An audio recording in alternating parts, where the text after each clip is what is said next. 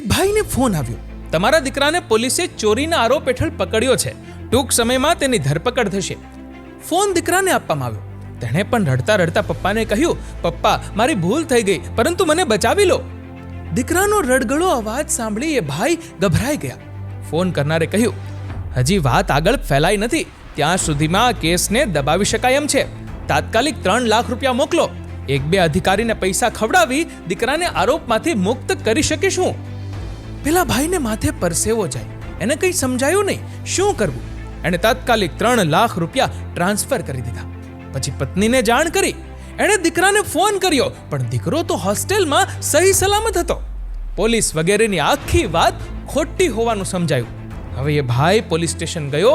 તપાસ થઈ તો જાણવા મળ્યું કે અહીં ઠગે થોડા કલાકોમાં જ પૈસા એક ખાતામાંથી બીજામાંથી ત્રીજા, ચોથા, પાંચમા ખાતામાં ટ્રાન્સફર કરીને ભારતની બહાર મોકલી દીધા હતા. ઠગ તો ભારતમાં હતો પણ નહીં, તે કોઈ બીજા દેશમાં બેઠો હતો. તેને પકડવો પોલીસના હાથમાં ન હતું અને પૈસા પણ દૂર પહોંચી ગયા હતા. પૈસા એ ભાઈએ પોતાની મરજીથી મોકલ્યા હતા, એટલે આ સાયબર ક્રાઇમ નથી એમ કહી બેંકે પણ હાથ ઝાટકી દીધા.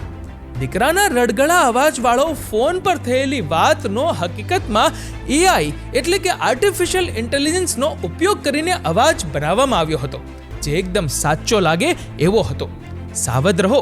તમારા બાળકોના ફોટા, તેમનો અવાજ, આ બધું તમે કેટલી સરળતાથી ફેસબુક, ઇન્સ્ટાગ્રામ, ટ્વિટર પર મૂકો છો, પણ AI નો ઉપયોગ કરીને તમને છેતરનારા તમારી આસપાસ જ ફરતા હોય છે.